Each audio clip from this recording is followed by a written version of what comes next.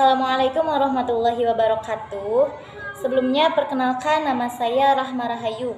Di sini saya akan menerangkan sedikit materi mengenai Gharibul Quran. Sebelumnya saya akan membahas pengertian dari gharib itu sendiri. Gharib merupakan isim sifat dari kata ghoroba yaghribu yang artinya tersembunyi atau samar. Bacaan gharib secara bahasa berarti suatu hal yang istimewa.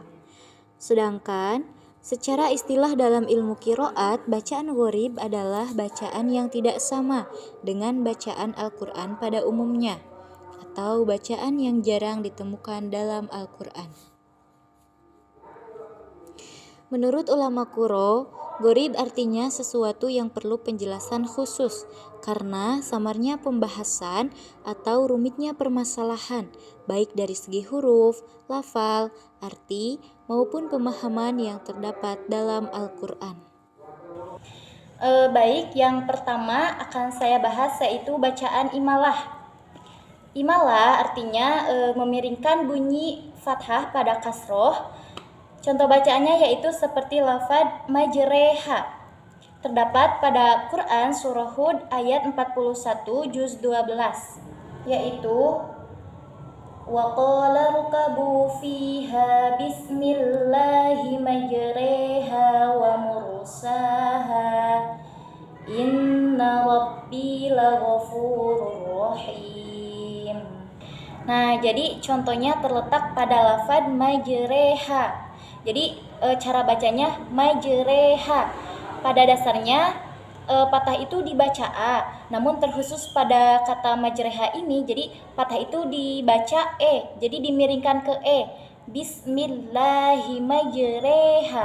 Nah, kalau untuk penulisannya ini majroha, tetapi untuk pelafalannya ini dibaca majreha karena ini merupakan salah satu yang istimewa di dalam Al-Quran. Jadi untuk pelafalan sama penulisannya itu berbeda. Baik, bacaan yang kedua yaitu saktah, yang artinya berhenti sejenak sekitar 1 alif atau 2 harkat tanpa bernapas. Di dalam Al-Quran terdapat pada 4 tempat. Yang pertama terdapat pada surah Al-Kahfi ayat 1 dan 2, yaitu pada lafaz aywaja qayyima. Nah, ketika pelafalan lafaz ja itu berhenti sejenak sekitar 1 alif atau 2 harkat, kemudian dilanjut dengan kata qayyima. Yang kedua terdapat pada surah Yasin ayat 52 juz 23, yaitu pada lafaz mimma raqadina hadza. Nah, pada lafadna itu kita berhenti sejenak tanpa bernapas, kemudian dilanjut dengan kata haza. Kemudian yang ketiga terdapat pada surah Al-Qiyamah ayat 27 juz 29, yaitu pada lafaz waqilaman rok. Nah, pada lafaz man itu kita berhenti dulu sejenak tanpa bernapas, kemudian dilanjut dengan kata seterusnya yaitu rok. Kemudian yang terakhir, yang keempat terdapat pada surah Al-Mutaffifin ayat 14 juz 30, yaitu lafaz kalla bal rona. Nah, lafaz bal itu ketika pelafalan bal kita berhenti dulu sejenak sekitar 1 alif atau 2 harkat tanpa bernapas, kemudian dilanjut dengan kata seterusnya kalla bal rona. Kemudian yang ketiga ada bacaan tashil, yaitu meringankan bunyi hamzah yang kedua. Contohnya terdapat pada surah Fussilat ayat 44 juz 24, yaitu pada lafaz a'jamiyun. Nah, itu asalnya a'jamiyun. Kemudian hamzah yang kedua itu ditashilkan. Jadi untuk penjelasannya itu hamzah yang pertama dibaca jelas, kemudian hamzah yang kedua itu ditashilkan.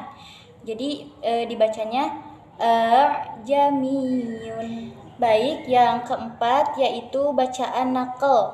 Terdapat pada surah Al-Hujurat ayat 11 juz 26, yaitu pada lafaz bi'sal ismu dibaca bi'sal ismu. Jadi naqal itu sendiri mempunyai arti memindahkan hamzah yang berharkat kasroh pada huruf lam, sehingga huruf lam tersebut menjadi harkat kasroh. Jadi tadi contohnya bi'sal ismu dibaca bi'salismu.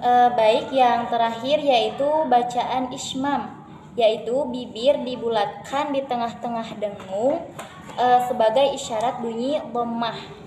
Terdapat pada surah Yusuf ayat 11 juz 12, yaitu pada lafaz la ta'manna. Jadi saat pelafalan la ta'manna ini tepatnya pada huruf nun, itu bibir kita perlu dibulatkan menyerupai bentuk bibir saat membaca dhammah. Namun untuk bacaan dhammah atau u-nya tersebut itu tidak dibunyikan, tetapi hanya jadi bibir kita yang perlu dibulatkan. Jadi la ta'manna, seolah-olah kita berbicara, seolah-olah kita membunyikan la ta'manuna, padahal kita hanya jadi bibirnya saja yang dibulatkan, la ta'manna manna gitu. Baik, cukup sekian yang dapat saya sampaikan. Terima kasih atas segala perhatiannya dan mohon maaf atas segala kekurangannya. Wallahul muwaffiq ila aqwamit thoriq. Wassalamualaikum warahmatullahi wabarakatuh.